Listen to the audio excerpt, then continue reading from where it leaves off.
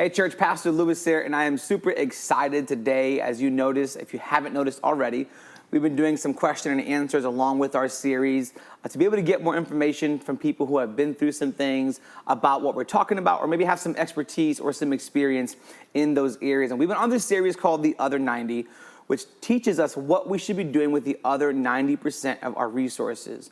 Now, we know the scripture says you're supposed to give 10% to the Lord, but what about the other 90?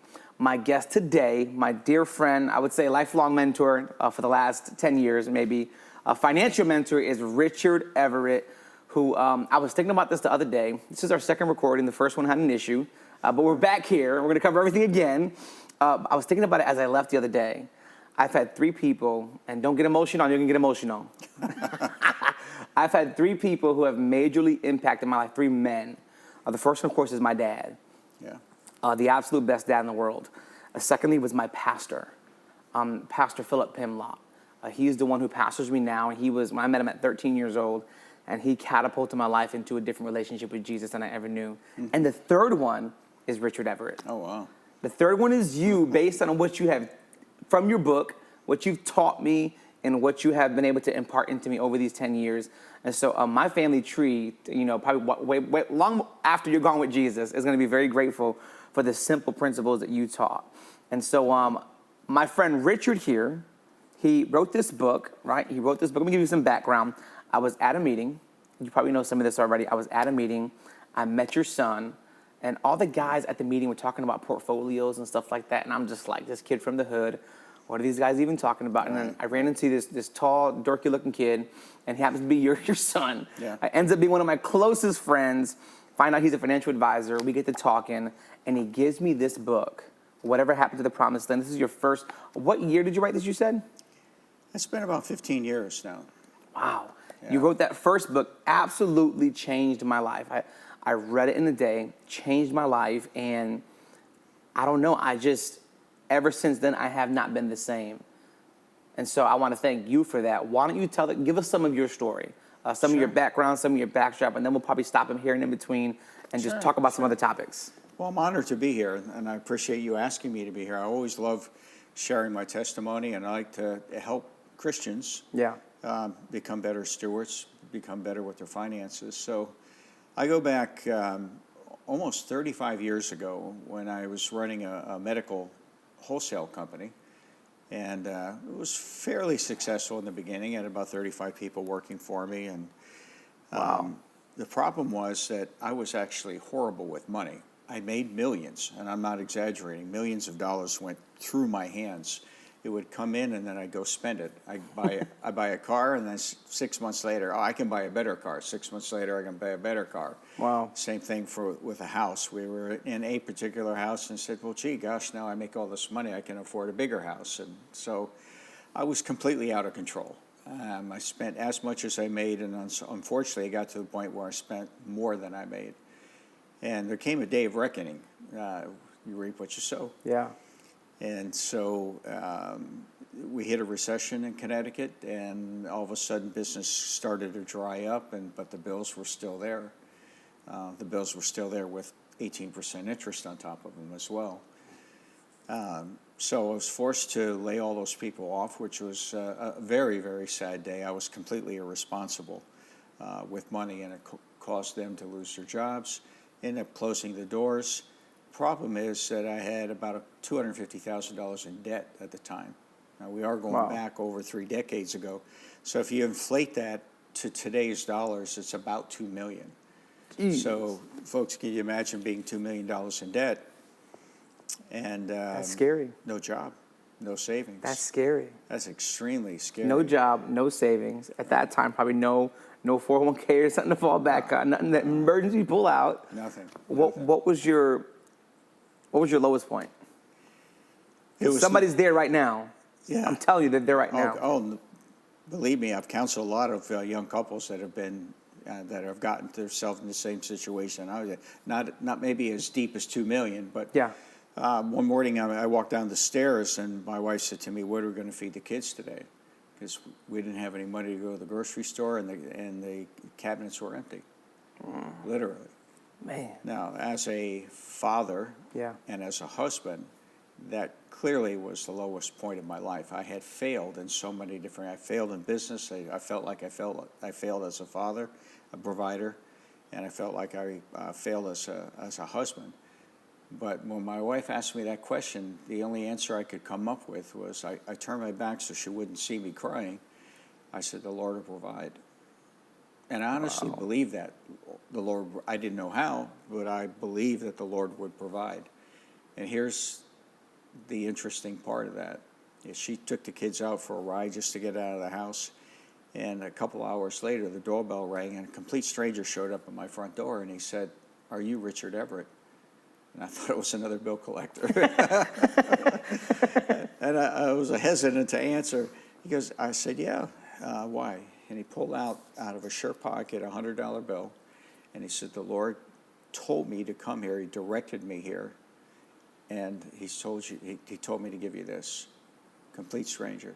Now, again, we're going back over 3 decades ago. $100 bought a whole big grocery cart full of groceries.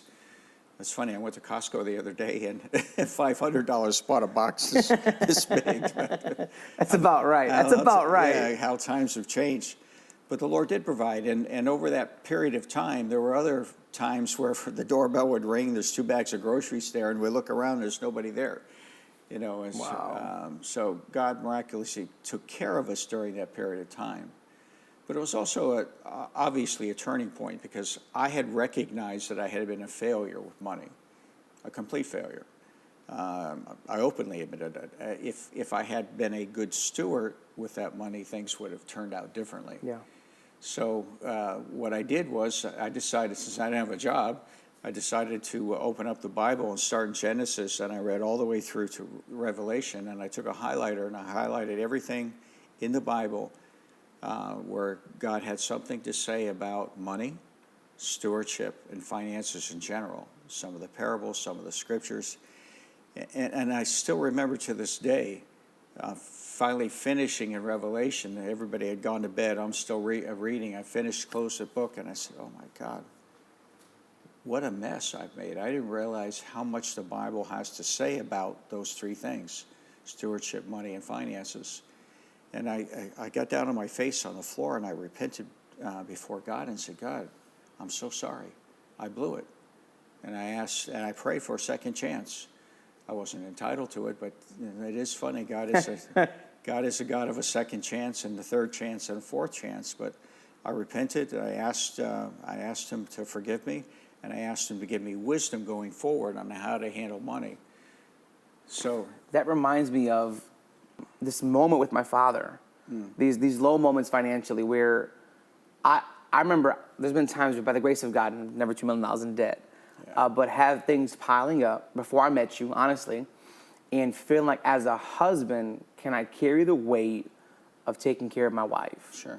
And a lot of people, what I've seen over the years, that they think that if I live with mom and dad for a season, that'll help me out. And some people have to do that, right? But by the same token, leave and cleave, right? The scripture is clear. And I told my wife, like, no matter what, we're going to go out on our own. We're going to figure this out. We're not staying with your mom. We're going to go. And when we went, I felt that burden of having to take care of my family. Sure. And I remember even now, as I have my own kids, I love my children, 3 girls, the weight of caring for these kids. Mm-hmm. And I says to my wife, I said, I can't imagine the weight my father felt when he saw me going to sleep with my coat on, because we had no heat. Yeah. The weight he felt. Maybe the sense of failure. I don't know. I can't say for sure. Sure. Seeing that we had to take cold showers, or there wasn't enough food, or wasn't an abundance of food. Maybe there was just enough, but never the abundance, or, those moments where he couldn't do things, or we couldn't go on vacation. Right. We couldn't do certain things. And I look at my life now based on the principles that I've employed with your help, and my life is vastly different.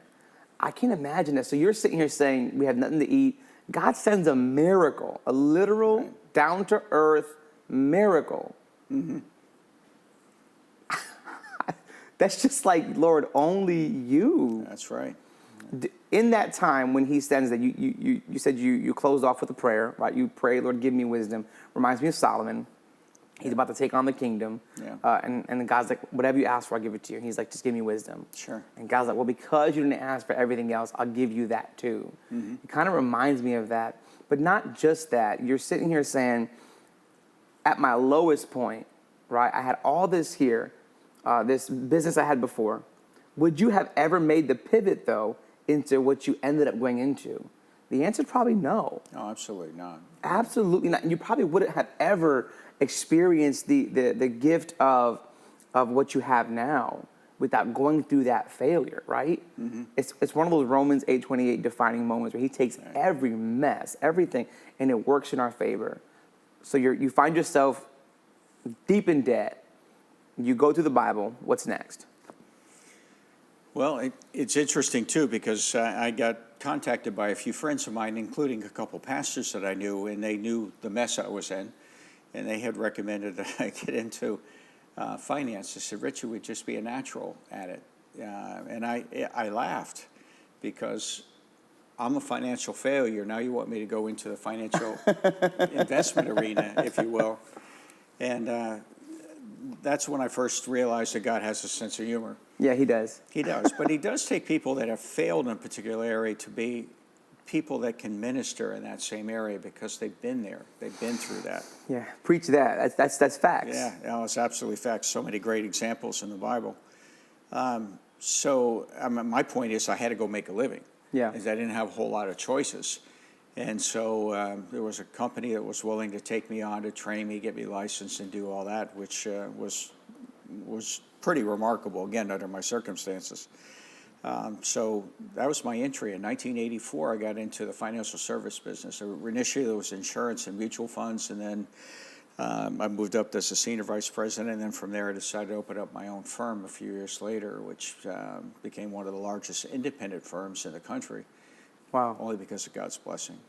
Only God. So for those people who might be watching, a lot of young adults in our church, maybe some young people in general, maybe some folks who just don't know, you're talking about you're in the financial services industry. I know what that means. They might not. Sure. Could you maybe just give some outline of what that looks like?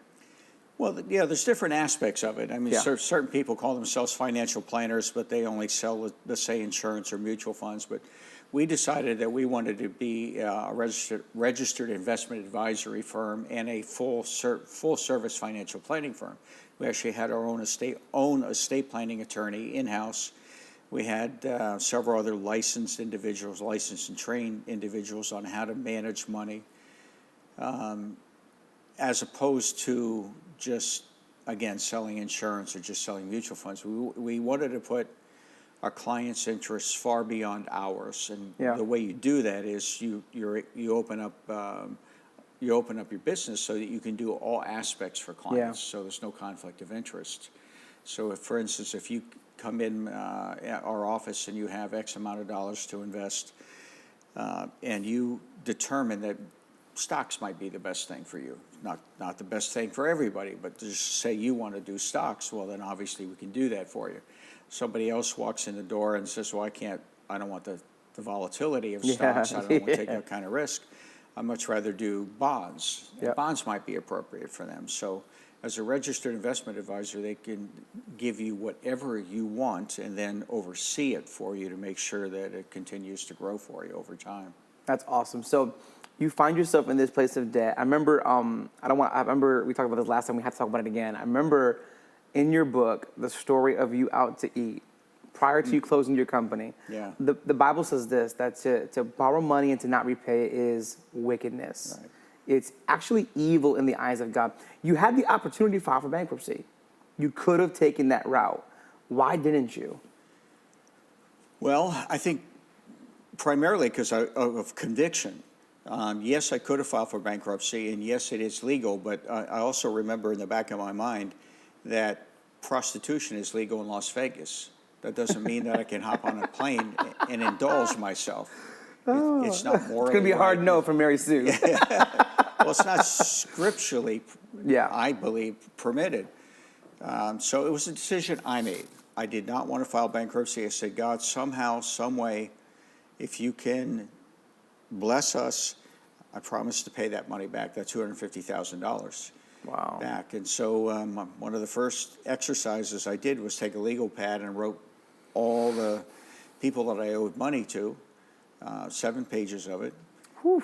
$250,000. We made a determination any extra money we could get above and beyond our mortgage payment, our food, utilities, would go towards the first one. And once we paid the first one off, then we concentrated on the second one, then the third one, then the fourth one. Finally, 8 years later, all 7 pages were paid off, which was absolutely a miracle. I had actually thought that it probably would have taken my lifetime. And the standing joke in my house was that I'd have to be born again, again, and again in order to be able to pay off 7 pages. But you alluded to a story which really hit me. This hit me when you told this story in the book. Yeah, just before we were forced to close the doors, we took the whole staff out for Secretary's Day. Great staff, great people, wanted to reward them. And so we went out to lunch, and then shortly after I got back to the office, I got a call from one of my vendors, and he said, this is how the conversation started. He goes, "How dare you?" And I was taken back. What do you mean, how dare I? How dare I what? He goes, "You've owed me money for 90 days, and I saw you at lunchtime taking your 12 or so people out to lunch, and you telling me you can't afford to pay me? You got your priorities wrong." Wow. I hung up that phone, and I realized that he was right, and I was totally wrong. And we all do it. And Christians do it. We go to the movies, and yet we're past due on something. All the time. We indulge on a vacation to Disney World. I have family that does this. It drives me nuts. FOMO, fear of missing out. You're doing all this stuff. You're afraid of missing out on your best years of your life, but you're squandering. Yeah. And you have past due bills, past due debt, stuff in collections, and you're living as if it's all good. And you're out in the movies, you're getting your nails done. Ladies, gentlemen, you're buying new sneakers, you're buying your new clothes. Right. People buying new cars, flipping bad equity into the next car. Yeah. And you're still paying for the last car, plus you got the new car. And all this foolishness. And all the while, you're just still living this life of accumulating more debt. And debt seems to be becoming more and more normal. I was telling the church last Sunday, that our nation has made a giant mistake because the scripture is clear that a nation should not borrow money from another nation. Yeah. And as our debt grows, it's scripturally problematic for us. It is. As the people's debt grows, it's scripturally problematic. I had somebody comment on and I love everybody on our Facebook, praise God for you guys, and he said something about, there's a difference between good debt and bad debt. And I'm just like, that's like saying there's fun sin and boring sin. Debt is debt. To say there's good debt is to worry about a credit score. To worry about a credit score is to worry about how people think how good you are at paying back debt. Right. That's the bottom line. Sure. So you're saying this guy calls you, challenges you. I feel like I'm going to start calling people to help them out. Just how dare you? Like, I saw you on social media. Are those student loans paid? In that time of 8 years, right? Yeah. Are you indulging, or are you just cutting back on everything? No, Well, I mean, the reality is I owe these folks money. Yeah. And I certainly became under conviction scripturally. So, no, we didn't indulge at all during that period of time. If we needed a car during 8 years, we'd go out literally buy a very used car just to get by for another 2 or 3 years. We didn't do vacations. If we did, it was hop in a car and stay at a hotel. How far does car take us? Before the wheels fall off. Exactly right. For you, this might be a good question for somebody watching. For you, you go from having these awesome cars, nice cars, and now you're like, I need to scratch all this. You're going into a place of, for lack of a better term, it's humility. How did you deal with the adjustment of saying, I used to be okay having the best of things. Now I have to be satisfied with trying to get out of this debt with what I can get and what I got. Mm-hmm. How was that kind of mental process for you? Well, it was humiliating. One of the first things I did once we put those 7 pages together, I actually called every one of them. Every single one of them. You want to talk about a humiliating experience was, look, I owe you money. I know I owe you money. I owe you X. I'm asking you if you would give me grace and not charge me any more interest on it. I promise you I'll pay you. I said, the other option is I can legally file for bankruptcy, and I assure you get nothing because I don't have anything. And it wasn't a threat. No, I get it. I get it. It was just, this is my options. So if you work with me, I promise you I'll pay you off. That's amazing. So you called every single one of them? Every single one, yeah. Talk about humiliating. How I like to go to church in a very expensive car one day, and next day you've got no offense to buy a little Volkswagen Rabbit, got 54 miles to the gallon, but man, I had to be practical. If you got a Volkswagen, we love you. If you got a Honda, we love you. But imagine going from, a Mercedes or something like that, like you're saying, to a VW where it's just run down, a little Golf type car. I got the kids in there. Were your kids too young to remember the switch? I'm sure they were, yeah. Praise God for that. Right? Yeah. But the looks I would get and the smirks I would get, when I drove away from family members, and they almost took joy into the fact that I had failed. Yeah. Now I only know you as successful, and in the phase of life that I came in contact with you, and very humble. That's what I love about you, and very gracious and generous. Prior to your encounter with Scripture, prior to your encounter with getting out of debt and really finding financial success at a place that is healthy, because before you had it in an unhealthy way, were you different before with money in terms of, did it get to your head? Do you think it maybe changed who you were, made you act out of character, as opposed to the second time around, now you find yourself successful again, but now you're handling it God's way? I think so, yeah. I think it's like you take credit for what you've done. And so there's a little bit of pride, not a little bit in some cases, but there's certainly pride involved. Look what I've done. Look what I've accomplished. Look at the car I drive. Look at the house that I live in. And that's all to please everybody else. I mean, it just, I think we start taking credit for the good stuff, which is a big problem. Yeah. So you find your way out of debt. Took you 8 years, you said. Yes. 8 years. What were some of the things that helped you in those 8 years to be successful, to find that drive? Because there are people who are watching, I guarantee it, who have demonic student loan debt and 60,000+, single moms maybe, who have that kind of debt, and they're struggling just to find employment half the time in this kind of economy. What's your admonition, your encouragement? What was some of the steps that maybe help you get to the next level? I know in your book you talked about some stuff you did in terms of meeting with people who are successful. What were some of those things that drove you in that time? Sure. Well, I think one of it is focus. To focus on page one of the 7 pages was taped on the refrigerator. So every time I went to get something to eat, I was thankful to have food to eat. But I'd look and I'm constantly reminded of the money that I've owed people. So focused on it. So we didn't take the big vacations. We didn't do the big car. We didn't do any of that. And in order to grow my financial business, I don't know where the inspiration came from, but it was great inspiration. For instance, we had an annual convention where folks from all over the country would come in. And so what I decided to do was call corporate headquarters, and I asked them for the top 10 producers in the company. It's telephone numbers, long before computers and email and all that kind of stuff. Before text messaging there. Yeah. So they gave me the names and numbers, and I called them. And I said, look, I'm going to be at the convention. Can I buy you a cup of coffee? Spend 15 minutes of your time. I want to pick your brains. One other guy I met with lunch, another guy I met with dinner, So I met with all of them.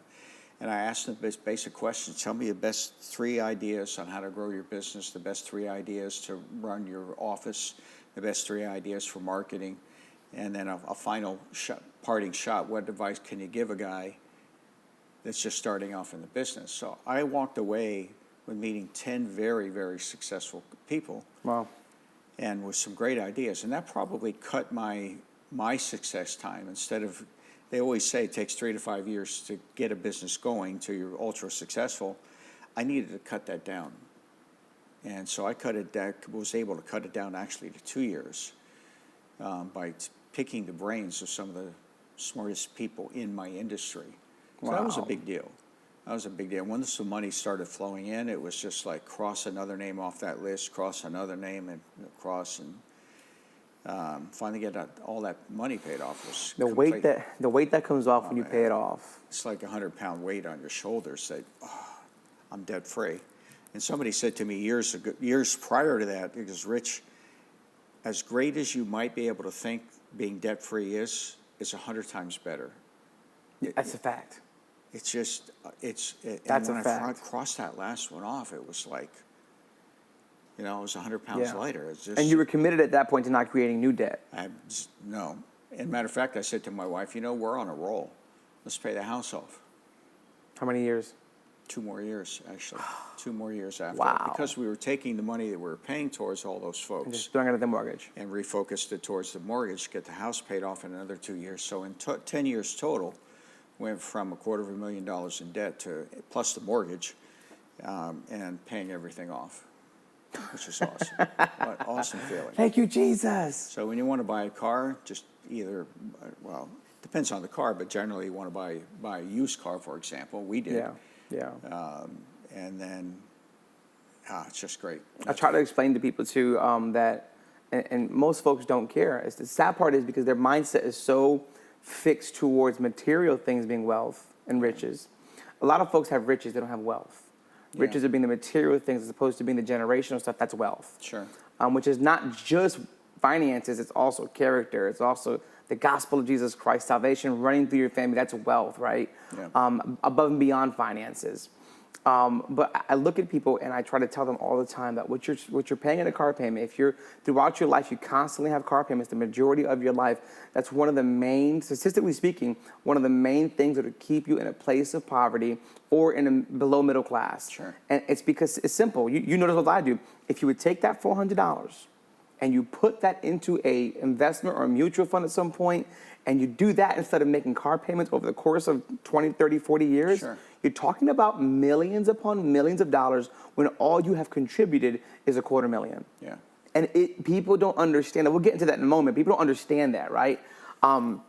You're talking about now that one of the things you did was you connected with people who were where you wanted to be. Mm-hmm. That's hard for a lot of people to do in places like I got so lucky finding you and Sean. Sean's his son. I was talking to Sean yesterday for an hour. We were just shooting the breeze. Yeah.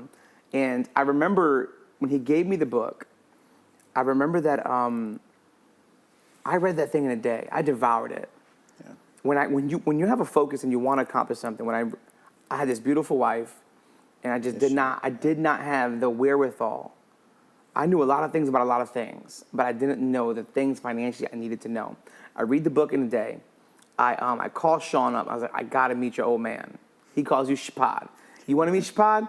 I can get you with Shapad. I'm like, all right, get me with Shapad. And I never forget that day.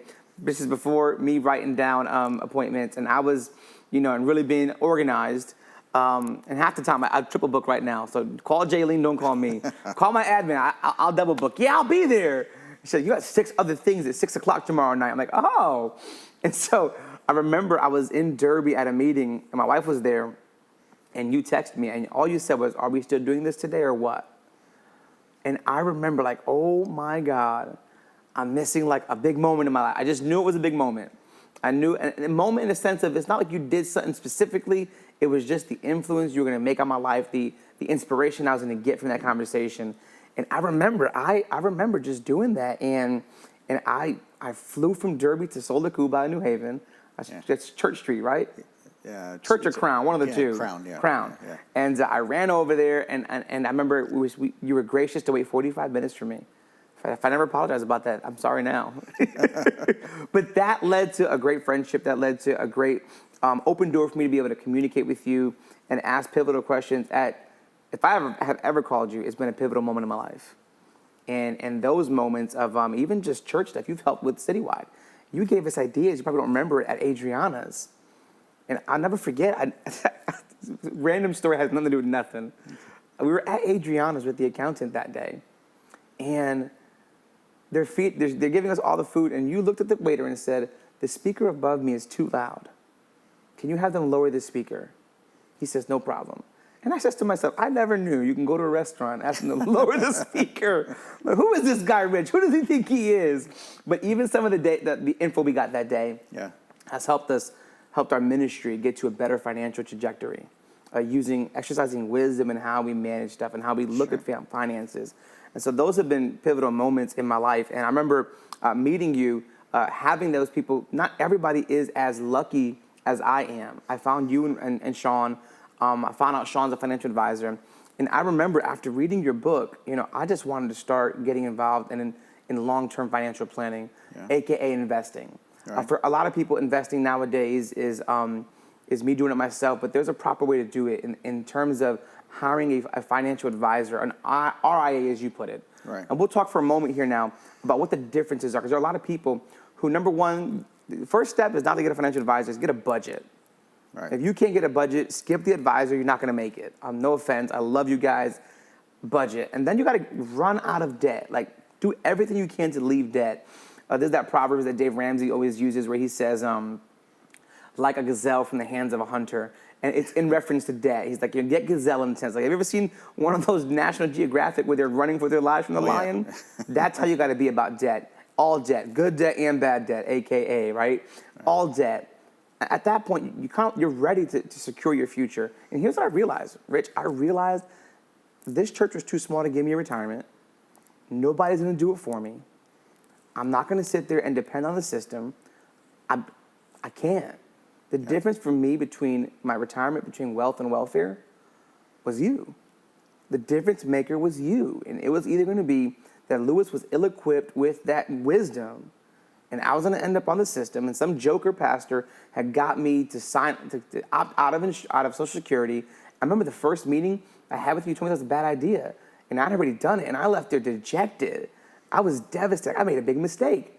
But then I have to counter my mistake. What do? Sure. I got to double up on my investments. I got to figure this out. And I started with your son, just $500 down, $100 a month, and he asked me, did a whole risk assessment, walked me through the process, took me to his office, and for me, that was a really big moment. For him, it was probably the smallest transaction of the year, but it was the most defining moment that I was getting my life together. I told you last time, I'll tell you again, if you wrote this book only for me, yo, thank you so much. Well, if welcome. It was just for me, and I'm sure many other people were blessed by it. What are some of the things that you would tell somebody watching who's got to a place of they're being responsible, they want to start looking for long-term planning outside of 401k, right? Mm-hmm. What are some of the low-hanging fruit they can do? And then what are some of the ways to find a good RIA? That's not easy nowadays. No, it's not. And that's a complex question. Huge. I teach an investment course, and almost every question that someone asks me, my standard answer is, it depends. And I don't mean to be a wise guy with that, but every investor is different. Yeah. Everybody has different long-term or short-term investment goals. Different people have different risk tolerances. Some people want to be aggressive. Some people want to be conservative. Some people don't know what they want to be or what they should be based on their personalities. So it does depend. Investing is an individual process. It's not just a blanket. I'm going to knock Dave Ramsey here, but let me preface it first by Dave Ramsey is an awesome person, and all of his material is amazing for how to budget and get out of debt.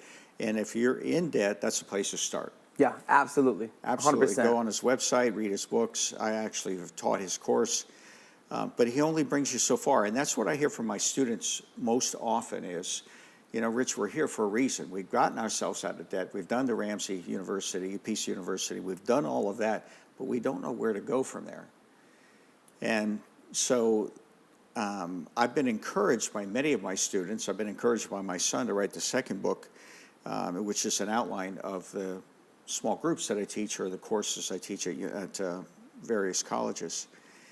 And so the first thing to do is to get your house in order is to obviously get debt free. But where do you go from there? Where do you start? Yeah. You want to make sure you have your emergency fund. It's funny because I've always had people say, well, gosh, what's the emergency fund? Is 3 months income or 6 months income, and I'm never going to have that kind of emergency. And I have a one-word answer. Tell them. COVID. COVID. How many people lost their job? And if you had an emergency fund, there was no problem. Really contract because of that. That's the reason you need an emergency fund, so you don't have to lose your house. You don't have to go out and borrow money. You don't have to cash in your 401k when bad things happen. So the emergency fund is indeed just for that. Yeah. And then beyond that, you want to take advantage of your employer's 401k. Many companies will match 25 cents on a dollar, 50 cents on a dollar on a dollar.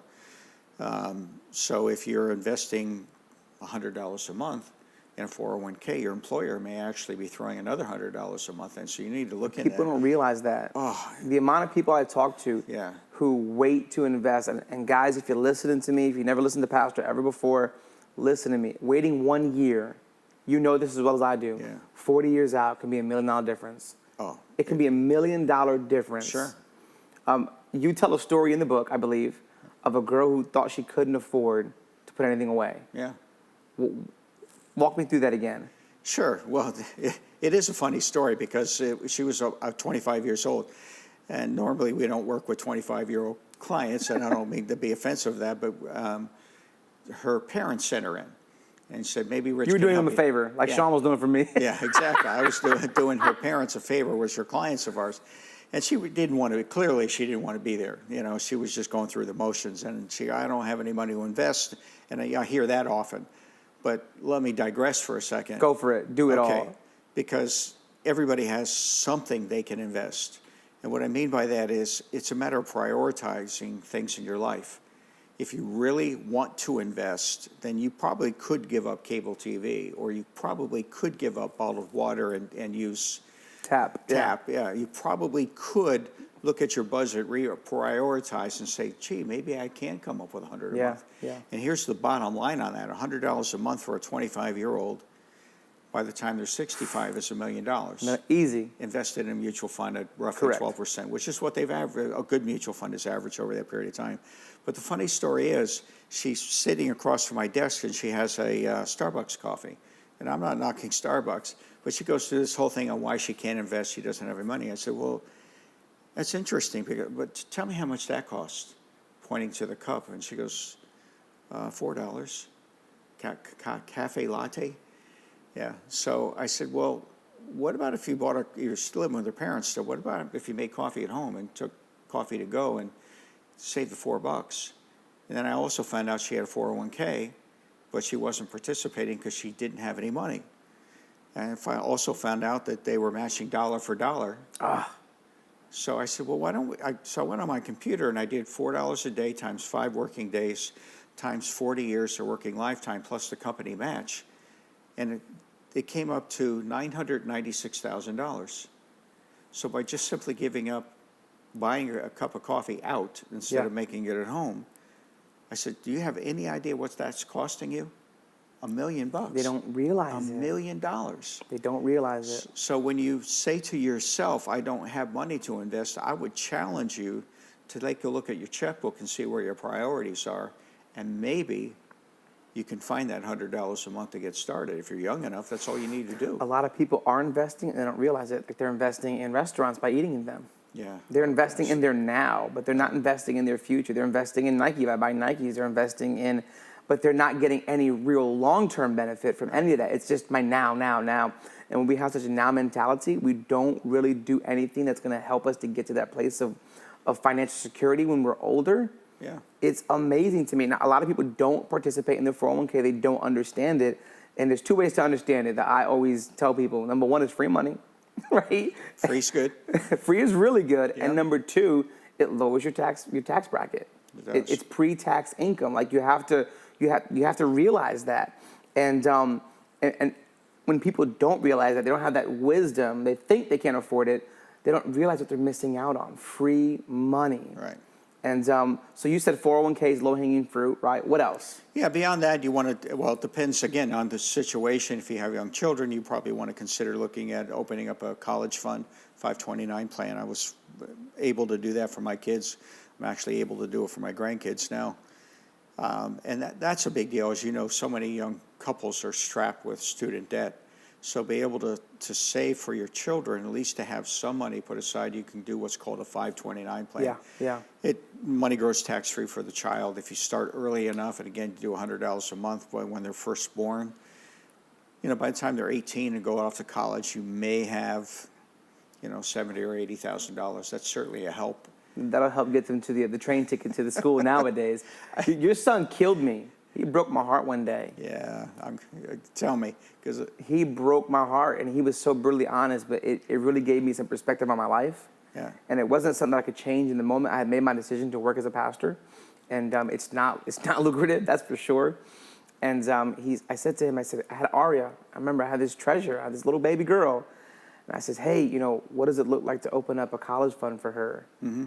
He looked at me and he said, based on where you're at right now, you can't afford to save for your future and her future right now. Yeah. Broke my heart. I was devastated. And I'm just like, man. But those are one of the things that motivated me to find other streams of income, do other stuff to be able to move forward to get what I need to get. And then now that situation has changed, right, where I can do both and do it with excellence. But the importance of that is it's important to maybe give a starting leg up for your children. Sure. There's those funds. What other stuff can they do? There's Roths. Yeah, well, getting back to your story for a minute, because I actually had a young woman come in with her first child in the little bassinet once. And she goes, she was so proud, the newborn, and she said, I want to start a college fund. And she said, how much do I need to do to put away a month? And she almost dropped on the floor. I said, well, if you start today, you have to do $500 a month, and that'll be enough to pay maybe 4 years of communities college, or not a private college, but a state university. And depression on her face. Oh my God, you can't do that. But here's the thing: what we did when we opened them for our kids was ask their grandparents, instead of giving them toys they're going to break in a year, give them something, but give them an extra $100 and put it in their college fund or their birthdays, that kind of thing. So there are other ways to fund that. Yeah, that works. There's absolute ways to fund that. Yeah, well, you're talking about my son. When he was 2 years old, I remember on a Christmas morning, he had his little PJs on. He comes, Dad, it was a check for my sister, his aunt. He says, Dad, put this in my mutual fund. He couldn't even say I'm going to call him on that one. So train him early. But after that, you want to start looking at investing in other vehicles, so that, well, again, the answer is it depends. If you're saving for a house, you might want to set up an investment account. You have a 5-year target. You put money away for that. Or if you want to start saving for that big vacation you want to do, instead of putting it all on a credit card at 18%, maybe you want to save for 2 years, put a couple $100 a month away for that. But if you look at the raw numbers, most people are not going to be able to afford to retire on just what they put in 401k, because most people will only put maybe 6% in, because that's the magic number where your company will match. Yeah.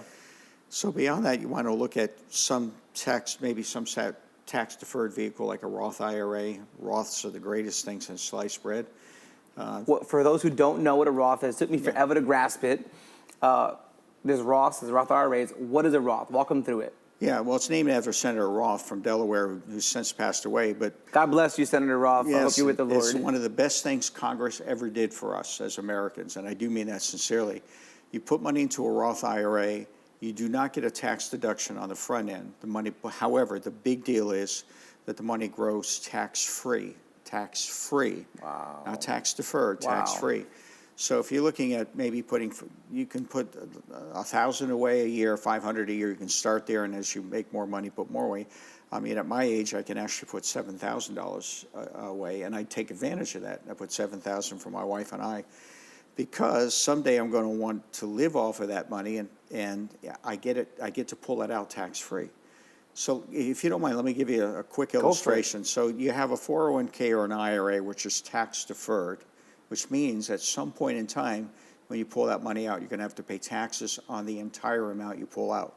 Not just the gain, but also your basis, or the money you put in. Okay. So let's do a comparison. So let's call it the 401k in this hand and a Roth IRA in this one. And let's just use $2,000 a year. So you put $2,000 in your 401k, and again, we're making up numbers here just for illustration.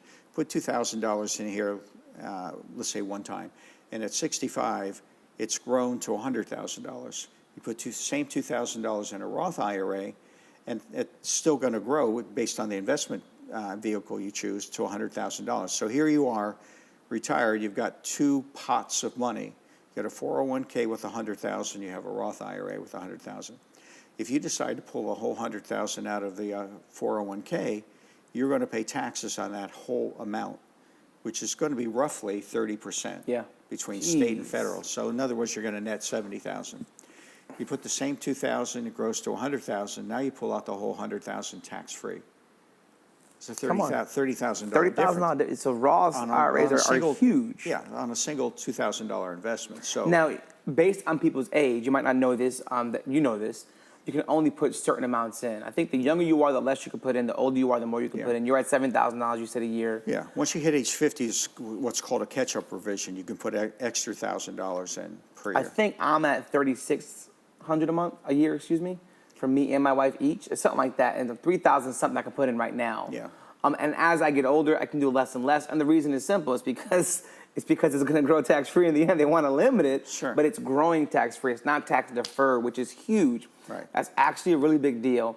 But those are things that, I mean, you're talking about $2,000 a year. You're talking about, $1.75 a month? And some people spend that in a cable bill. Some people spend that in a cell phone bill plus all the added perks. And you have all these different bills. If you can squeeze out $175 a month and do $2,000 a year on a Roth IRA, you're talking about big money when you retire, huge money. And it's what you teach in this book. By the way, I have 7 copies of this book. I have 7, including these 2 that are here. Whoever emails me first, pastor@citywidechurch.us, will get those 7 books, right? One at a time. But the first 7 people, in this, you talk about the power of compounding interest. Mind-blowing, life-changing moment for me to understand compounding interest. You can't go into the depths of it right now. It's pretty deep. How would you explain compounding interest to the average person who might have heard the term but don't really know what it is? Well, you're right. It is a little complex without getting some illustrations done. But compound interest is simply making interest on your principal and your interest every year. So let's use a quick, real simple example. You put $1,000 in, you get 10% interest. Again, illustration. So you put $1,000 in, 10% is $100. At the end of the first year, you have $1,100. But the next year, you're going to make 10% on $1,100, right? Which is $110. Correct. The next year, you're going to make it. So it doesn't sound like a lot in the beginning, but at the end, 20 years down the road, 30 years down the road, it's enormous. The amount of interest that you're getting. As a matter of fact, there's this crossover point where you're making more interest than you originally put into the account. If I could just say something now, if you don't mind. Most of the principles that are in that book, it's out of print, but most of the principles in that book are on my website, and I have absolutely nothing to sell. So the website... We'll put it on our description, too. On the website, my students have encouraged me over the years to put a website up with all the material that's on actually both of my books on there, and it's all free. I've written several articles. There's illustrations on compound interest. People can go look at it. There's 17 podcasts on there. One on mutual funds, one on bonds, one on stocks, and the list goes on and on. So if you want to learn about annuities, for example, there's a podcast on annuities. You can go. Absolutely. Again, it's all free. I listen to all of them. I'm a real fan. I guess you are. And there's even one I did, I felt inspired to do on, and I forgot the exact number, but 20 ways to save $1 million. I didn't hear that one. Well, that newer? It's not a podcast. It's actually an article I wrote. I gotta read that. And the way I worded this, I'm taking a 25-year-old couple. And so idea number 1, when you go out to eat, don't order appetizers, drink water, split a dessert. You save X amount of dollars. You do that. If you eat out twice a week over 40 years, you ended up like $500,000. And people think that's a joke, but it's not a joke. Stop it. You serious? It's a joke. Honey, no more appetizers. Well, I'm serious. And there's certain restaurants that have rewards programs. If you could focus. But anyway, there's at least 20 good ideas on there on how if you did them all, you'd end up being a millionaire. So there's great material, and it's free. And I promise you, I'm not selling you anything. But there's so much good information, not everything that I've learned over the last 35 years, but a great deal of the principles, including compound interest and including the time value of money. People just do not grasp that. The earlier you start, my 2-year-old son would put this in my mutual fund. If you understand the time value of money, your money doubles. If you're invested properly in a good mutual fund, that averages around 12%, then your money will double every 6 years. Double every 6 years. So I'll say that again, double every 6 years. So the younger you start, the more doubling periods you have until you use that money at age 65 or 70. Yeah. So by putting it off 6 years, you miss one doubling effect on the back end, which can be huge. It could be $500,000. It's huge.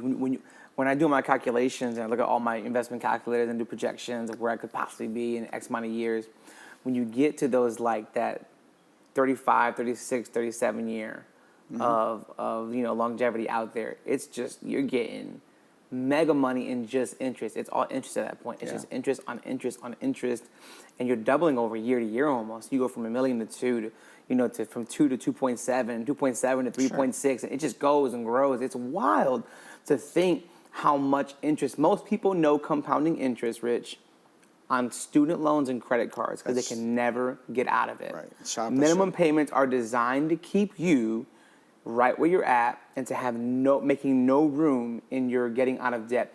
That's why some folks can sit there and they've been paying extra on their student loans and they're still not getting out of it because they're not paying enough extra to get past the effect of compounding interest. But y'all, imagine compounding interest working in your favor and for you. When I read the Law of 72, as you put it, the Rule of 72, which is the doubling effect of money at the 72 mark, that blew my mind. It absolutely blew my mind. I didn't realize that it operated that way. And I looked at my credit cards. I had 21%, 18%, 28%, 29%. My car loan was 6%. I probably could have got a better percent. Who knows? Sure. But you didn't realize. You just thought, I got a loan. Oh, my God. I'm credit worthy. But you're paying 13%. They got you. Oh, they got you. On a used car from 2008 that you're paying, got 100,000 miles, and you bought it for $10,000 with a 19% interest rate, and you think you got a deal. Yeah. And it's like, what are you doing? You just mortgaged your future. You just sold your future off. Self-destructing. Yeah, absolutely. So we're talking about Roth IRAs, vehicles to help them get to that next place in their financial walk. How about finding an advisor? It's really hard because they got pyramid schemes out there now. They got the Primerica scheme. If you are a Primerica, I love you guys. I have a great friend.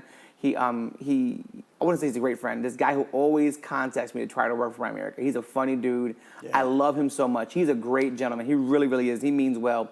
He might be the one good person out there from that organization. But it's mostly like, show me your friends. I'll sell to all your friends. And you take your friends. You sell to their friends. It's mostly kind of pyramid-y, but they're not RIAs. No. They are not kind of, what's the difference between walking into a firm and buying mutual funds as opposed to getting an RIA? Sure, and there's an example in my book, and I think it's interesting. It tries to put the facts on the table. So suppose you had $10,000 to invest and you didn't know where to go. So you walked into an insurance agency first, Primerica.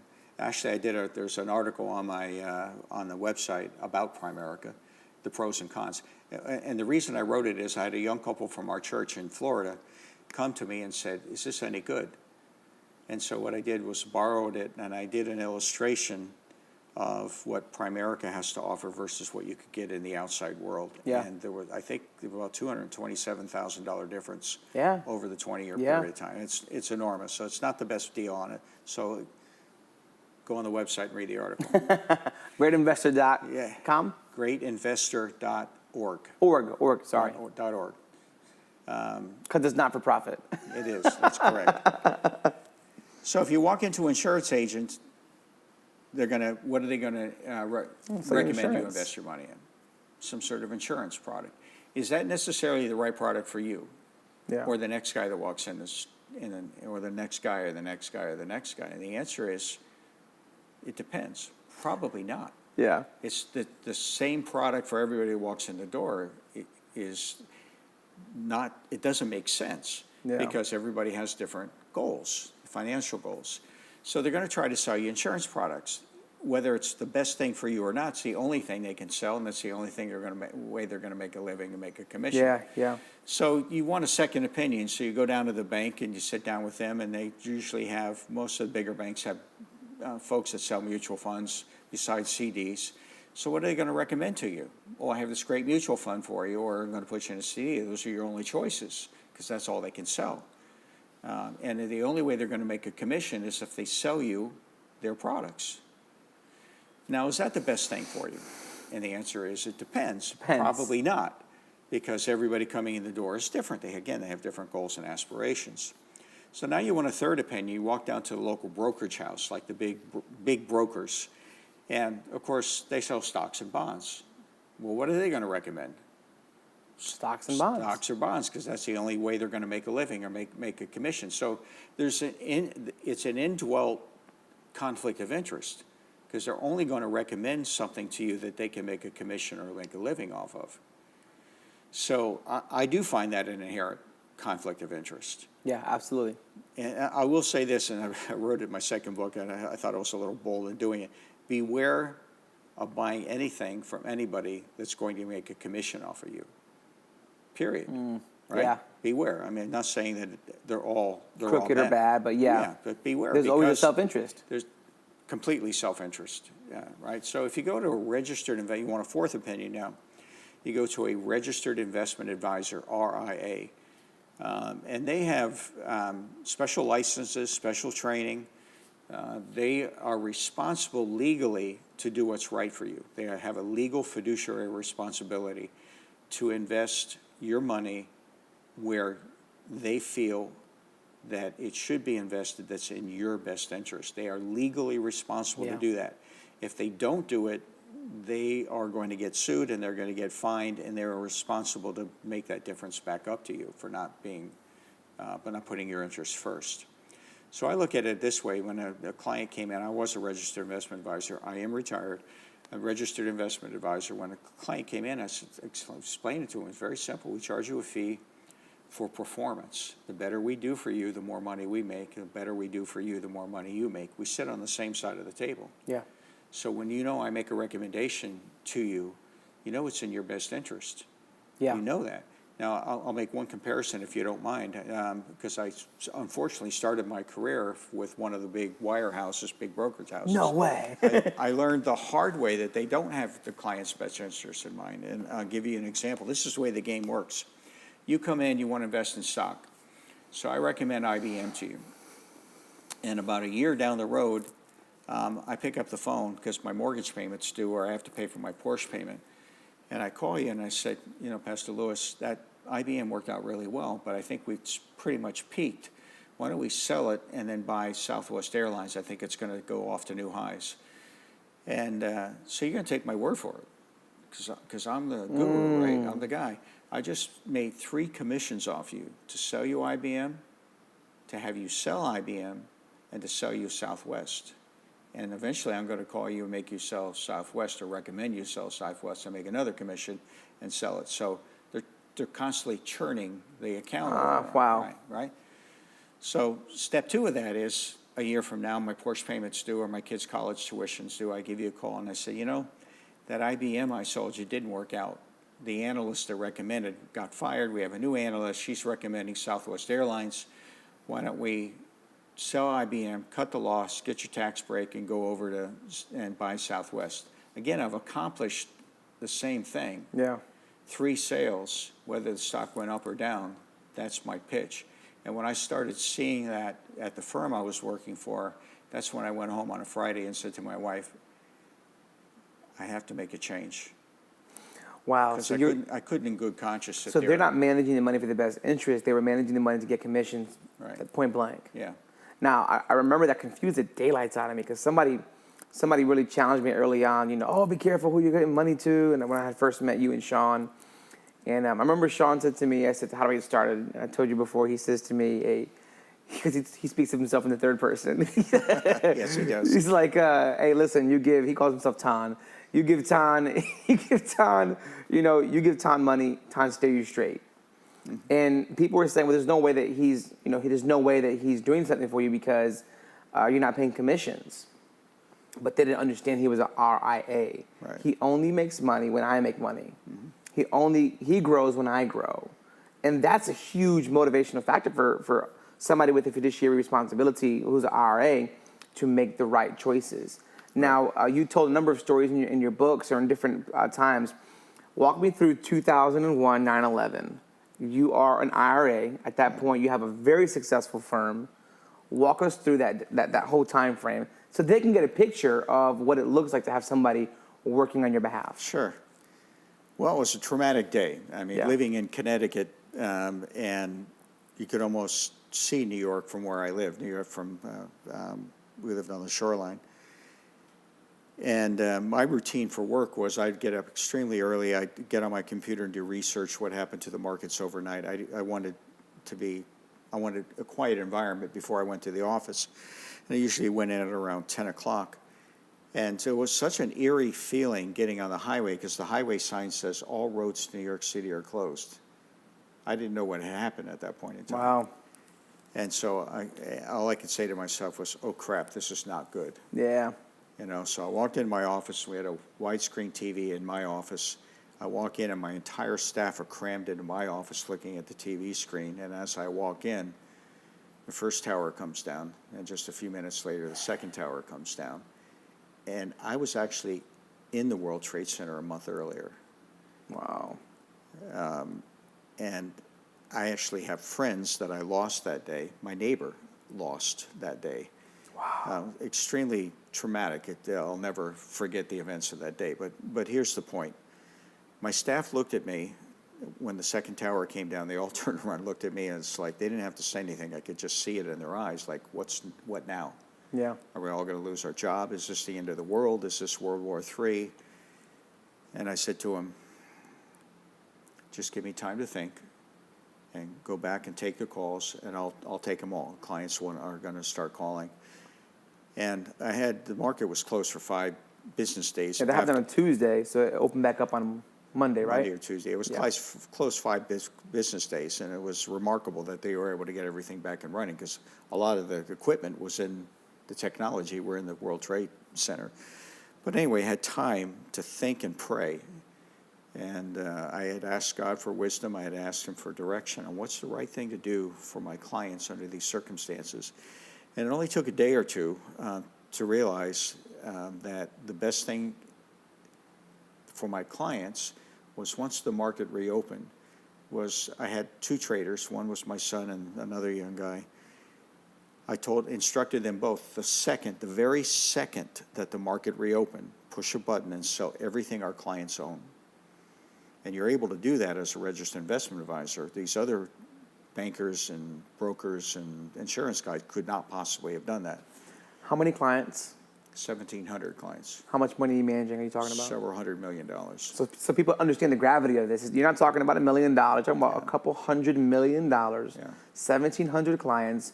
You liquidate the moment the market opens. Pre-market or like 9:30 open? Exactly when it opened. So you liquidate everything, and what'd you do? Well, it sat on the cash because this was uncharted territory for us. Obviously, no one had ever seen an event like this happen in America or any place in the world for that matter. So that was the prudent thing to do, and that's what an RIA must do. They must manage money by the prudent man's rule. In other words, what would a prudent person do under those circumstances? So we sold everything, which was obviously in retrospect turned out to be a home run. And the reason for that is the S&P 500 and the Dow Jones Industrial Average actually declined about 15%, 15% on the first day of trading. Over the next month or so, it went down a total of 25%.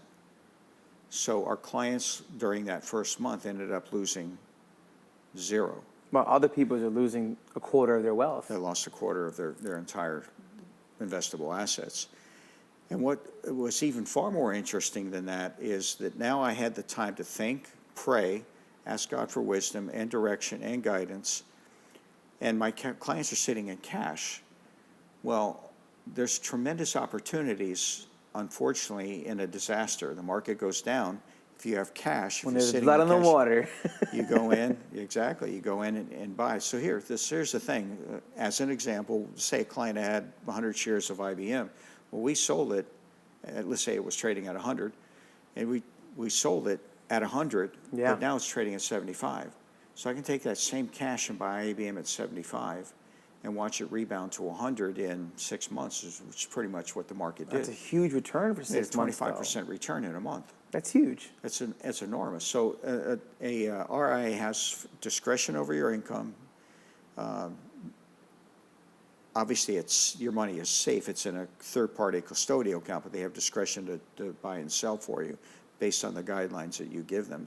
But it's big because they're able to react to world events. Yeah. Right. It's funny because 2019, I'm out of debt. I go on vacation because I'm out of debt. I go on vacation and I sit at the corner of, I'm in Orlando. I'm at this little 50s diner. And a young white man had drove from Estero, Florida that morning to meet with me, your son. And I had remembered reading your second book.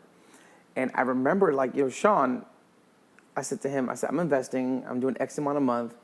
What can I do to prepare for what your dad calls buying opportunities? 2019. Yeah. It's August. He says, what you could do is just add, let's say, I think it was $300 a month to what you're giving me, and we'll just have it on the side. And then you just start saving money. It's as simple as that. Yeah. And when the opportunity comes up, I'll call you, I'll tell you about it, or you're just gonna know.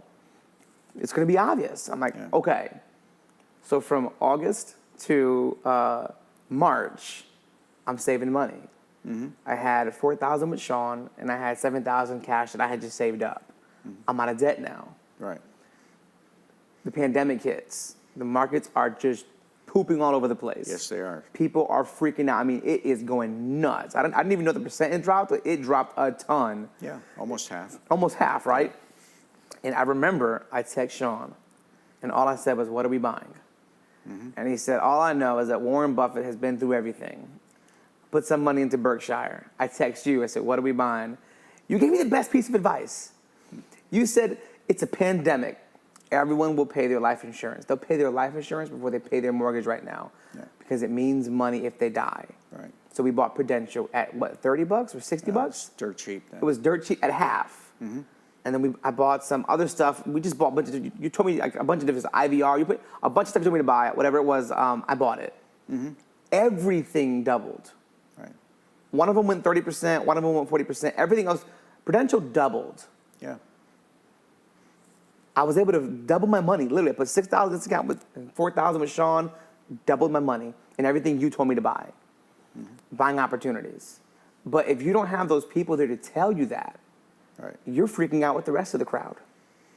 And I don't think that you've ever thought normally. You don't think normal as this. In case nobody told you this, you're not a normal thinker. I realized this. No, seriously, you don't think normally. I realized this when you told me the story about you going to China. And I said, why were you in China? And you said, I wanted to eat at Morton's. Right? Yeah, I did. You go to your hotel. Yeah. You look out the balcony. What do you see? Do you remember the story? The Hong Kong. You're in Hong Kong. Hong Kong Harbor, yeah. And what's all over the place? High rises. High rises. And you see cranes everywhere. Cranes yeah. And your first thought is what? How do I get in on this? Right. Best in China. And what happened? Well, investing in China, you're looking at about a 40% average annual return in a good Chinese mutual fund during that period of time. I remember you were telling me how you sing all the steel. And you said, and you started saying, well, we can do the steel companies, but what does it need to make steel? Oh, I get what you're saying. So I actually went deeper than that.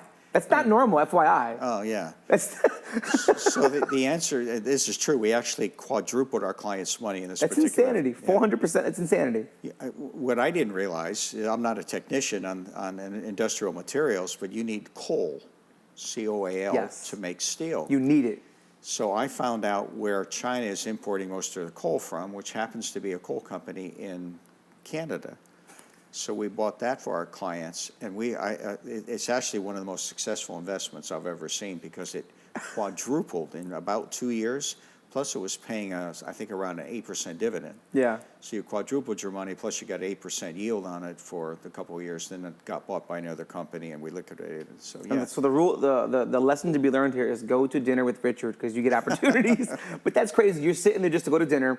You see opportunity. You look deeper than the surface level. You find an amazing gem that nobody would have thought about when everyone's ditching coal, and you literally catch the beginning of what was of the huge boom, I would say, in the industrialization of China as they're just blowing up. Sure. But here's the easy way to get in on this. I mean, that's genius level stuff. I mean, like, it may seem simple to you, but your clients with their 400%, they're not thinking that simple, right?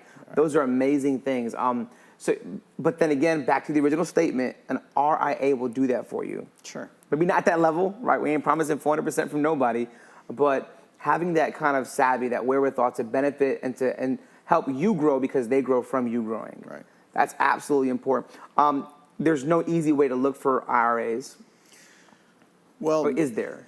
Not necessarily. I think one of the things to do is, just to give folks a little bit of background on what to do, is maybe ask friends and family that are successful at investing. Yeah.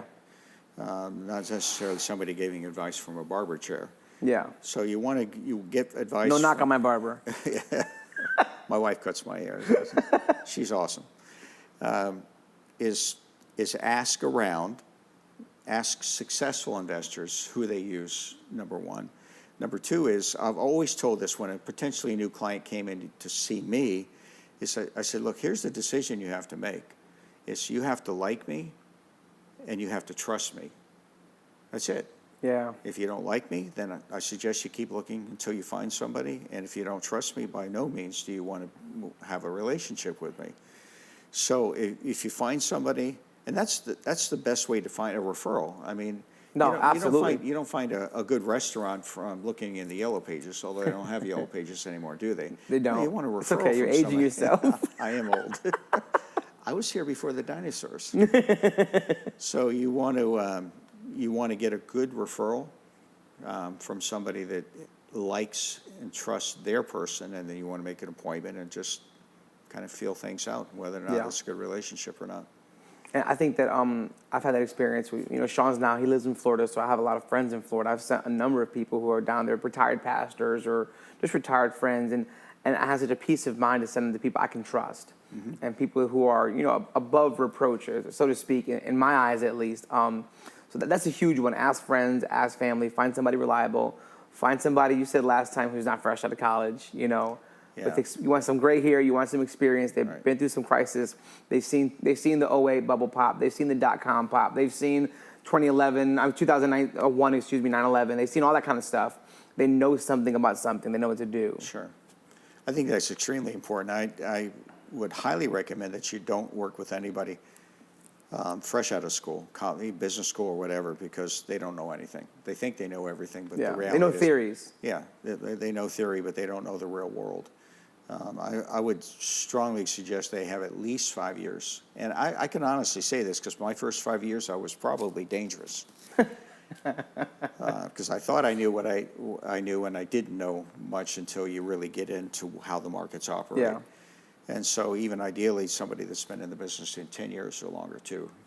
Now, I know a lot of our viewers might not know some of the terminology that you're using, or that I might know as just a second, I won't say second nature, but just know from my own knowledge because of your books or because I do my own homework. We've mentioned mutual funds a number of times. For someone who's watching, maybe a young kid doesn't know what a mutual fund is, what does a mutual fund do? What does it look like? What is it that they're buying actually? Yeah, for a lot of people, probably for most people, that's the best place to start investing. Yeah, really good. That's where I started. Great place. Yeah, and if you have a 401k, they have mutual fund choices inside of there. So, and if you want to invest on your own and do a Roth, you can actually invest in a Roth IRA that invests in a mutual fund. You choose the fund and just label it a Roth. But anyway, a mutual fund is a great investment vehicle. Again, not for everybody, but there's thousands of them to choose from, so I'm sure most people can find one that suits them. But you mutually invest your money with, let's say, 1 million other people. I'm not exaggerating. Some of the bigger funds have millions of investors. Yeah, they're huge. So you put $1,000 in, they put $10,000, they put $5,000. So, I mean, mutual funds are typically, the average mutual fund, I think, has about somewhere $4 to $8 billion in assets. That's so huge. You pool your money together with other investors, and so when you invest $1,000, and let's say the mutual fund owns 100 different investments, they own IBM and Southwest and Amazon and Apple and you name it. You can actually go on a computer and look and see what's inside of a particular mutual fund. So when you invest your $1,000, it's, even though it's a small fraction, your $1,000 invested in all of those companies, not just one or not just a handful. So you have an enormous amount of diversification when you invest in a mutual fund. You spread it out. Now, again, you just used a big word for some of them. Diversification, meaning not having all your eggs in one basket. I'm just not going to buy all Tesla. I'm not going to buy all Apple stocks. If Tesla gets wiped out, they've been on a downtrend for 2 weeks now. Yeah. If you get wiped out, you get wiped out. Right. And you have to wait for it to come back if it does, right? Sure. Amazon's taking a hit right now. This morning I was looking at the articles because they're speculating if Jeff Bezos is going to make it in his flight this weekend or whatever. We don't know what's going to happen to them and all this stuff. And so the market is finicky. It'll go, if you just buy singular stock, you can really damage yourself. You can. Especially if you don't know what you're doing. You're buying it based off of Reddit. You're buying it based off of, now the new thing is TikTok people saying you should buy this stock, or FinTwit, all like a Twitter, all that kind of stuff. Some of them might have good ideas, but at the end of the day, getting somebody who can do mutual funds for you, that's a really safe investment. And they have different mutual funds, correct me if I'm wrong, that are geared towards growth, that are geared towards being more reserved, all those things, correct? There's so many different kinds. Yeah, you can get aggressive growth. You can get a foreign one that invests just in China, for example. We get ones that invest just in healthcare or technology. Yeah. Those are called sector funds. But I think for the person first starting out, the best would be a diversified growth mutual fund. Absolutely. For most people, not everybody, but for most people. It depends. It depends, right. It does depend. So you have diversification, and Solomon preaches that. Ecclesiastes, yeah. Spread your 7, 8 investments, right. spread them out. So it's biblical to diversify, not put all your eggs in one basket. That's in my sermon on Sunday. Good thing this is launching on Tuesday. Okay. That's part of it. One of the ways to wealth is to actually diversify, have more vehicles of income, have more vehicles where some of it might be real estate, right? It might be again, mutual funds. It might be a small business. You talked about that last time, a niche thing you're good at. It might be something like that. Multiple streams of income, but having it spread out in different areas so that if one thing is wiped out, you're not at a total loss. Right. We see people who do that kind of stuff, and they'll commit suicide during these downtrends. We saw that in 2008. We saw that during that whole, when the housing bubble popped, and a lot of people lost a lot. Some people lost everything. Well, they put all their assets in real estate. Correct. Because why? Greed in a lot of cases. Yeah, absolutely. A lot of cases. So I had a friend of mine that used to own almost 30 properties in New Haven, and his entire concentration of wealth were in those properties. Of course, when the downturn comes, obviously you're going to lose a tremendous amount of your net worth. So it makes sense to spread things around. So when you buy a mutual fund, you have instant diversification. Again, if they have 1,000 holdings in the mutual fund, your money is divided into 1,000 different things. The second advantage is you have full-time professional management. Yes. You assume that the manager of the mutual fund knows what he's doing or what she's doing, and so you're relying on their expertise. And the way you can figure out if they know what they're doing is look at the track record. That's it. Yeah. Right. If they have a great 10-year track record. What's a good span to look at? About 10 years good? Yeah, I would say so. Yeah, but here's the thing: you got to be careful. If you can look at the track record and say, "Oh gosh, I know what you're going to say. This guy's got a 15-year track record," but then you go and find out that the guy that made the track record is now gone off on his own. He's working somewhere else. So now you might get a new kid out of college and you don't even know it. So you need to be careful. I don't want to make rocket science out of it, but you can find all that information by simply Googling the fund that you want and going on like Yahoo Finance or the fund manager is. Yeah, and what their tenure has been, how long they've been there. So you want to be careful. So you have diversification, you have professional management, you have liquidity. You can sell your fund any day that the market is open. Not that I would suggest that that's a big deal because you want to invest for the long term. But if you do, for some reason, have a crisis and you do need to get your money out, you can get it out any time that you want the markets open. That's good stuff. Yeah. I mean, there's so many to choose from. It actually is mind-boggling. So that's where you need direction from somebody. And that's where the RIA comes in, the person helping you advise you. Try to suit the best fund for you and your family. Yeah. Life insurance. Yes, sir. Do they need it? Should they have it? And then there's term, and then there's universal, there's whole life. Okay, I'll give you my quick story. Give me the quick story. Come on. First of all, here's a reality check. Everyone's going to die. So morbid, but I love it. Everyone's going to die. The mortality rate in the world, 100%. in America, is 100%. We're all going to die, period. So if you have a family, you have young children, you have a spouse that rely on your income, the answer is that you have to have life insurance to protect your lost income. My wife and I were blessed. We believe it or not, we got saved back in 1977. And one of the guys at our church was a life insurance agent, and the pastor allowed him to teach a Sunday school class, 45 minutes is all it took, on life insurance. And so my wife and I went because we were just married. We were only married a year at that point in time. And he made it so simple, absolutely so simple, that it just, you can't change the way I think now because I understood the basics. So basically, well, let's backtrack for a second. The reason you buy life insurance, and should be the only reason you buy life insurance, this is good, is to protect your lost income if you died prematurely, period. And let me use an example. My wife and I were both working at the time. She was making $30,000, I was making $30,000. And we had a condo with a mortgage on it. And so, and this is the life insurance guy explaining this to you. So, Rich, if you die, your wife still has the mortgage payment. That's right. Mary Sue, if you die, Rich still has the mortgage payment. Right. He's relying on it, but he's lost $30,000 household income. So very simple formula. You buy $250,000 worth of cheap, inexpensive term insurance, which simply means that if I die, my wife would get a tax-free check for $250,000. Tax-free. Tax-free. Let's say that again. Tax-free. And she invested in a mutual fund that's been averaging 12% per year. 12% of $250,000 is $30,000 a year. It's replaced my income. Very, very simple process, right? And vice versa. So that's actually what we did. We bought at the time, we each bought a 10-year term for $250,000, and I don't remember the numbers, but it's a long time ago. It's maybe $200 or $300 a year. That's all we're paying. It's around about. Right. So yes, you need it. Protect your family. If you're single and you don't have any debt, you still live at home, I can't see any reason why you would buy it. No. Some people, though, would say, well, at the end of that 20-year term, I have a 20-year plan. Yeah. I have a couple, $250,000, right? At the end of that 10 years, 20 years, you have nothing.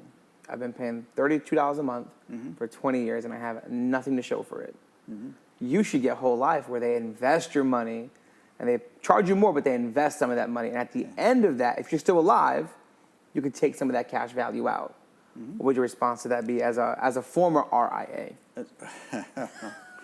Well, the quick answer is yes, you can buy cash value life insurance called whole life or universal life. Yes, it is far more expensive. And what they basically do is charge you double, triple, or even quadruple, depending on the insurance company. There's 2,000 insurance companies, so we can't make a blanket statement on the cost. But let's just say it's double, all right? So what they're simply doing is taking a portion of the double.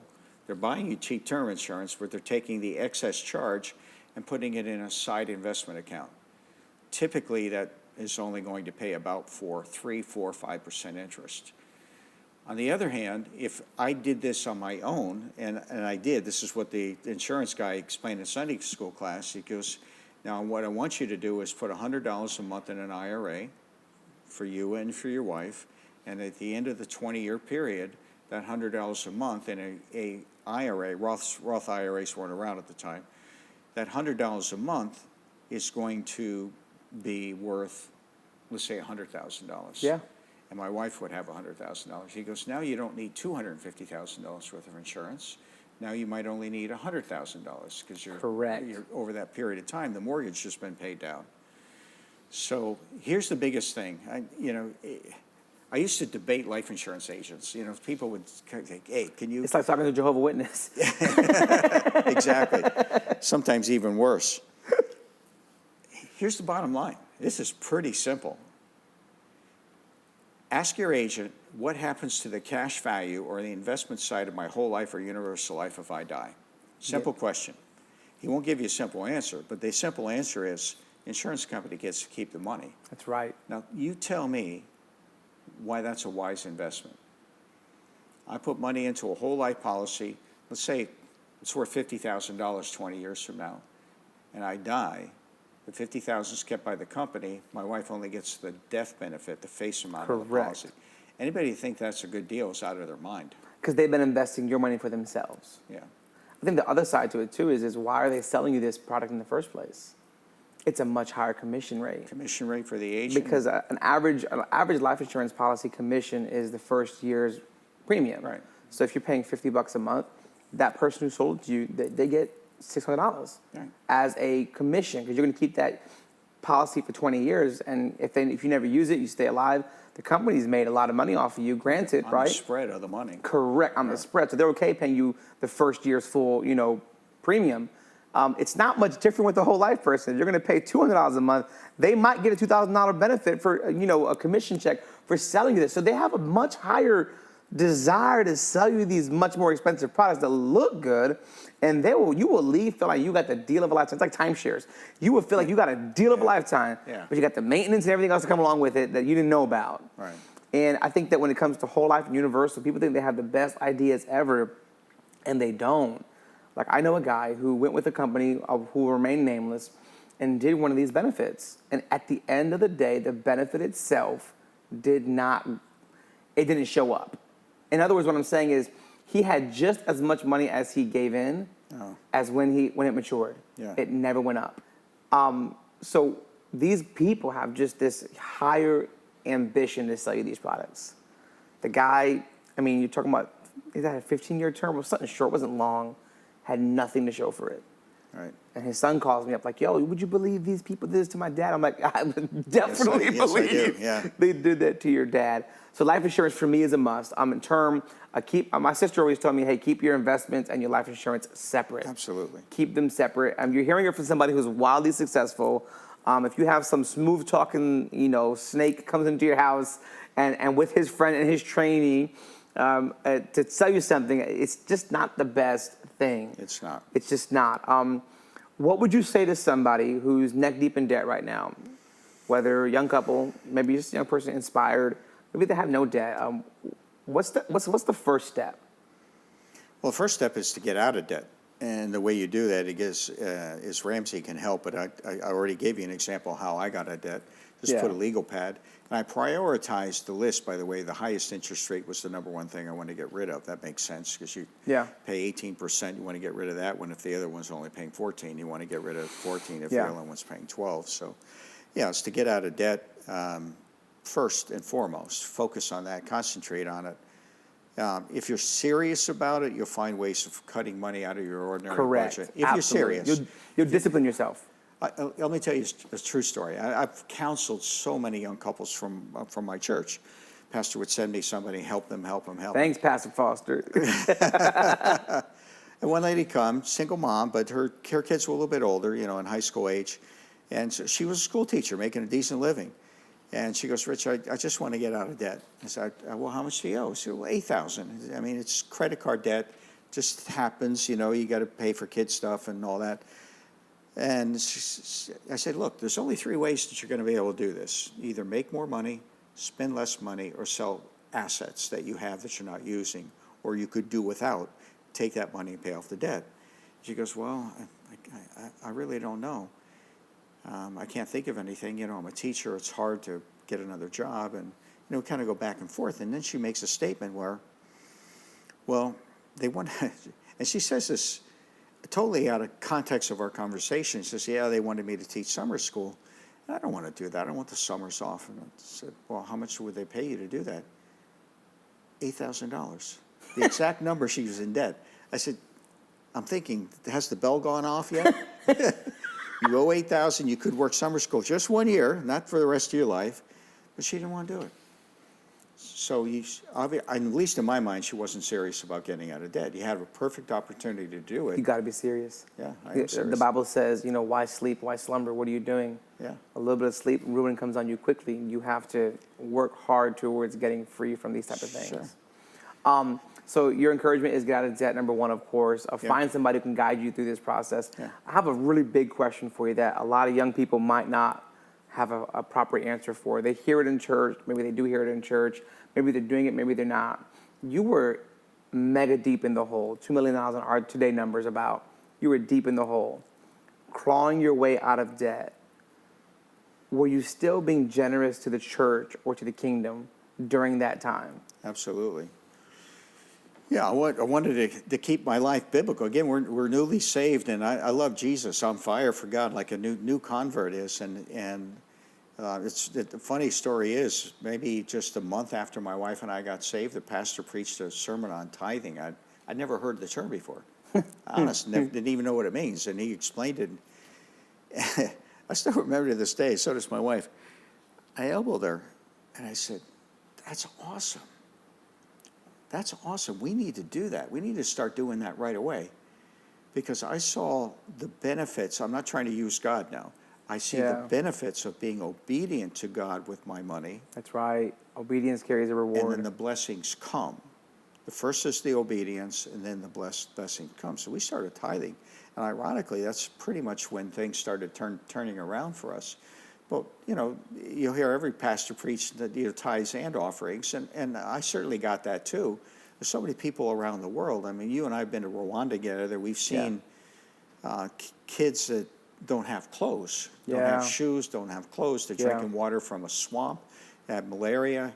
I've been to different parts of the world, in India and Asia and Africa, and there's so much need out there that I think we're going to be held responsible as believers if we don't do something to help folks that are in need, whether it's locally. Some people debate my view, but there are people that a third of the world lives in extreme poverty, which is living on less than $2 a day.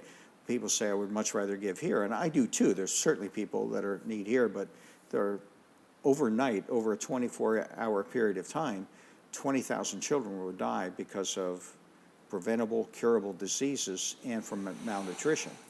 20,000 every day. Every day I wake up, 20,000 kids just died. So, I feel like, God has blessed us. It's my responsibility, it's our responsibility to make sure that we give back and to do things that are kingdom-minded. We've helped build churches in India, dig wells in Rwanda and different parts of Africa. We've built Bible colleges. We've helped do those types of things. But you can't do that if you're up to your eyeballs in debt. Yeah.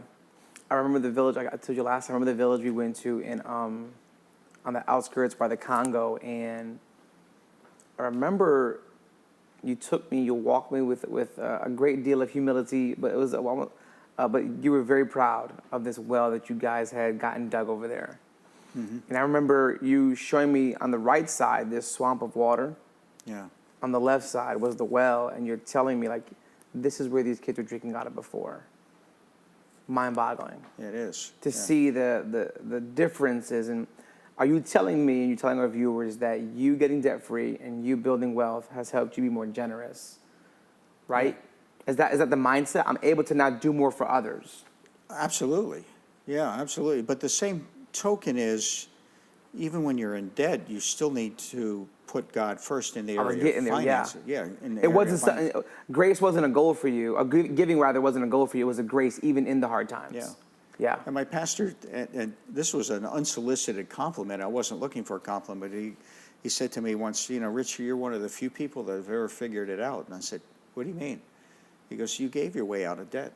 So we tied through that whole thing. It hurt. I got to tell you, it hurt. But we were faithful because I believe God's word. Yeah. He'll bless you. He'll open up the windows of heaven if you keep him first in the area of finances. So we did that. And then we always had missionaries come in, and you cry your eyes out when you see the pictures on the projector. Is that we did whatever we possibly could do to help families and kids and during that entire period of time. But again, folks, here's the thing.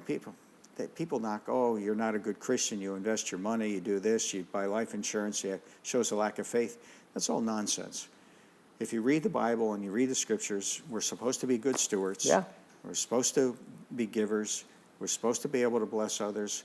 And if you look at the parable in Matthew about the 25, yeah. You look at them, God gives the good steward more. That's right. Because he's a good steward. Yeah. He's not going to give somebody that's a bad steward more money. Why? Because he's a bad steward. That's just common sense.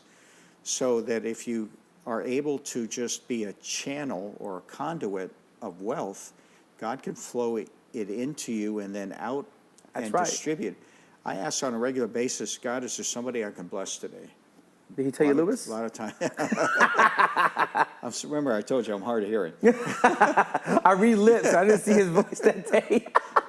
No, I'm serious. But I tell you what, though, people don't realize, I think a lot of people get stuck, especially in the inner city. We glorify poverty in church. Mm-hmm. And I think they get stuck on, Matthew 6, where Jesus said, hey, don't store up treasures where moth and rust can come, right, and all that kind of stuff. But the real question is, what are you treasuring? Right. That's Jesus is not talking about money, so to speak, in and of itself. He's talking about where is your heart. Because Paul says to Timothy, hey, tell the people who are rich in church, don't trust in the treasure. Don't trust in their wealth. And so there's an ability to be rich and not trust in it. Sure. You can lose it all tomorrow or you still have joy. Yeah, I have Jesus, right? And that's easier said than done some days. But if you trust in the treasure more than in the Savior, that's when you've crossed over from having money to money having you. Yeah. Job lost everything and still didn't lose God. Yeah. Right? In his worst moments, he never turn his back on God, and God gave him a double portion even after that. Right. And so for people who find it hard to think that, I'm not exercising faith by walking in this place of I'm saving, I'm investing, all these things, is that really faith? I think it's more faith because I'm trusting the principles of God. Sure. That's more faith to actually invest than to not, because if I'm investing and I'm looking to build my financial future, I'm trusting more in God than ever because his word tells me to do that. Mm-hmm. As opposed to I do nothing and I want to hope on faith that God's going to move. It doesn't happen like that. Yeah. God does not honor those who do not work, right? It says it plainly. You got to work hard. You got to do all these things. And when you do these things, the principles of money, the reciprocity, all that comes into play. And so I don't think that people realize that. They rather take the easy way out, Rich, where it's just like, well, God's going to take care of me. Well, how? Yes, yeah. How? He will take care of you, but you got to take the first step. Yeah. My last question for you today is this. Yes. The most left field one than last time, because I already asked you about life insurance. And you answered this last time, but we didn't touch on it. There's somebody watching, and they're looking at you, and they're saying, yeah, but this white guy, well, he's white. Wait a minute. I'm not white. The first time I got called white was where? It was in Rwanda, when the kids were calling me Muzungu. I was like, what's that mean? It means white man. I'm like, white yes, man. I made it. I made it. But they're just probably saying, well, it's different for you. And it might be to a degree, but where did you grow up at? Yeah, a lot of people do look at me and they say, that's easy for you. You're rich. Yeah. But that's not how it started out. I mean, my parents split when I was probably 2 or 3 years old. And she remarried my stepfather, but I ended up spending most of my childhood in the projects in Columbus, Ohio. Just a kid from the hood. My parents were, I got beat up a few times because I'm white. Living in the hood. I mean, you're living in the projects. Yeah. And there's probably a ton of people watching right now who are living in government assisted housing, and they need this hope. You made it out. Thankfully, I did. Yeah. But it took a major business failure. It took a major failure in my life to do that. But my parents were horrible examples with money. I don't condemn them for that. You only learn what you grow up with. Yeah. So they were poor. Cars repossessed. One car we had got repossessed on a regular basis. We always rented. We just barely had enough food to put on the table. So it was a tough environment. But I look back in retrospect, and I don't know, consciously or unconsciously during that period of time, saying, I think there's more. That's me. There's got to be more. This is not the way it has to be. This is the way I started off. I didn't have any choice by that, but it doesn't have to be the way it ends. Yeah. And so, as you know, I'm an avid reader. I absolutely love to read books. So overachiever. I mean, besides reading God's Word, but I started picking up. Well, one of the best things I ever did was take a speed reading course early on. That's cheating, Rich. It is cheating. I saw you on the plane into Rwanda. I'm like, what's going on? What is he doing? It's like. Well, I want the shortcut. I don't want to take shortcuts. I want to get there quicker. Yeah, you want the quickest route. Right. And so I started reading. I read a book a week, and most of them on outside of my devotional is on money, finances, and stewardship. Yeah, I've read thousands of books. 52 books a year. Well, I'm not saying anybody. I start a lot of books. I start a lot. 2019 was my best year at like 15 books that I read. Oh, wow. I was so proud of myself. I'm like, Rich would be proud. It's almost like 52 just backwards. It's like 51 backwards. It's 15. I made it though. I finished them cover to cover.